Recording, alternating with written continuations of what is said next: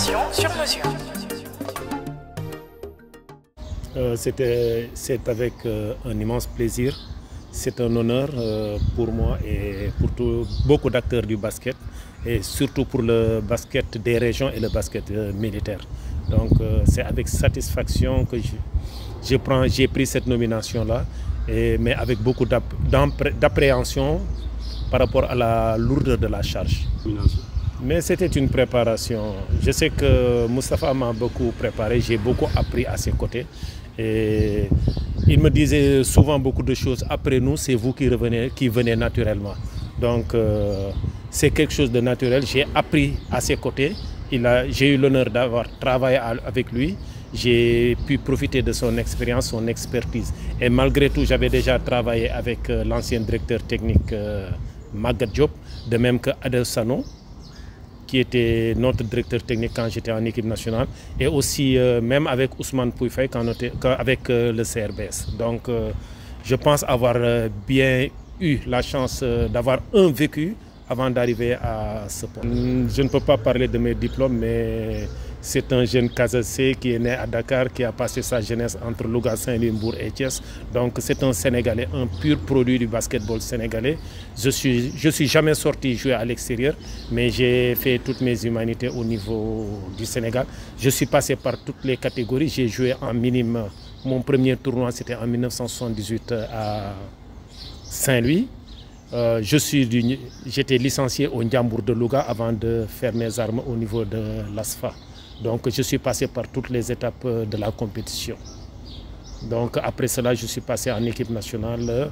J'ai joué en équipe nationale. Après, je suis devenu l'entraîneur au niveau de l'ASFA, de Saint-Louis Basket Club, de l'ISEC, de la ville de Dakar. Après, j'ai été promu comme directeur technique national adjoint et j'ai eu à travailler avec Moustapha Gueye. Bon, en football, comment vous avez atterri au basket? Ouais, c'est une transition. J'étais assez bien au football, mais j'ai joué plusieurs années au Navetan à Louga, à la Jeanne d'Arc, à la GIA de Louga. Mais c'est vers les années 1987. C'était un épisode. Je faisais partie de l'équipe qui devrait affronter la SIDEC. C'était le premier match, mais on m'a dit que j'étais trop jeune et que je devais attendre. Étant impatient, j'ai laissé le football et je suis allé au basket. Les objectifs sont très simples. C'est la maîtrise, la gestion du basketball local, le développement de la petite catégorie et la formation des entraîneurs. Ce sont les trois objectifs prioritaires que nous devons développer en concertation avec le président de la fédération. La maîtrise pose problème, ça il faut se l'avouer. Il y a des problèmes à ce niveau-là et il faudrait que nous travaillions tous ensemble pour une bonne maîtrise du calendrier, que ce soit la fédération, la commission de programmation et surtout les clubs.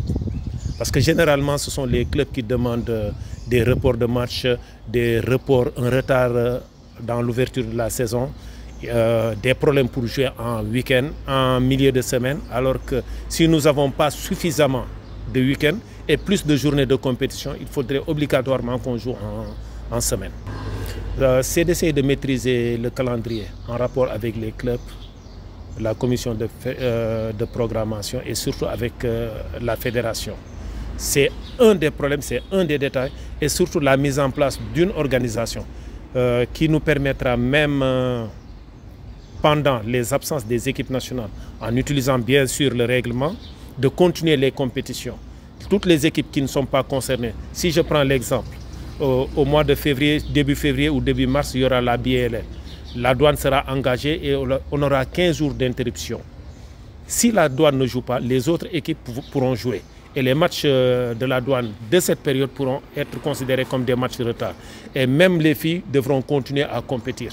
Mais on trouvera un créneau pour que les matchs ne soient pas programmés en même temps que les matchs de la douane. Nous allons continuer la politique qui avait été mise en œuvre. C'était les académies régionales nationales. Mais nous allons encore beaucoup insister sur les compétitions régionales. Dans chaque région, ce sont les ligues qui sont dépositaires de l'organisation. On leur demandera d'organiser ces compétitions-là. En plus de cela, nous avons un programme de la NBA Academy, Junior NBA, qu'on voudrait mettre en place. Ce même processus qui concernait seulement les U16, on voudra l'étendre aux U14, U16 et U18. Cette compétition devrait regrouper 36 équipes au niveau national, réparties en zones de compétition, et terminer par un tournoi national à Dakar.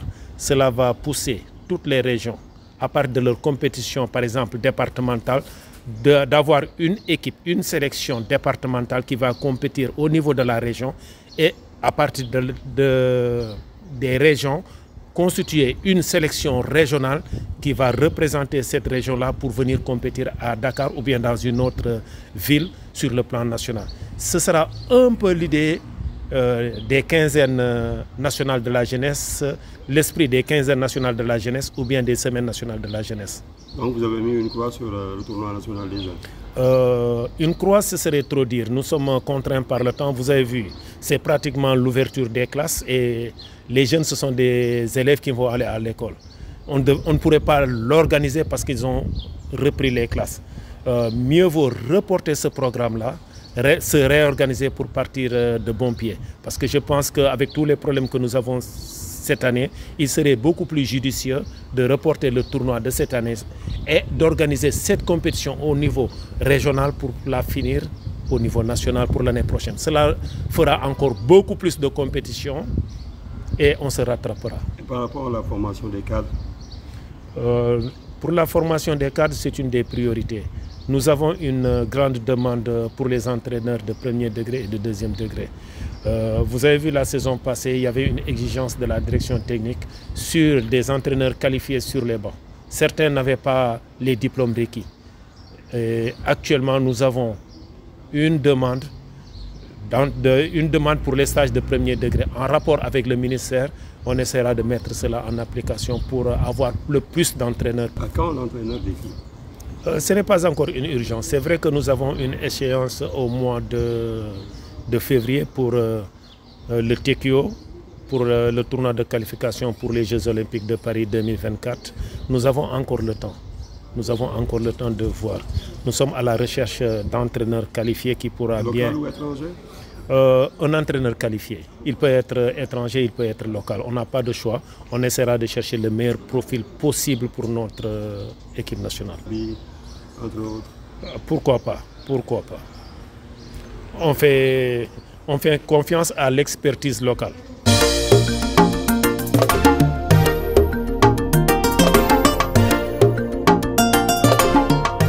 Dakar 24 Info, l'information sur mesure.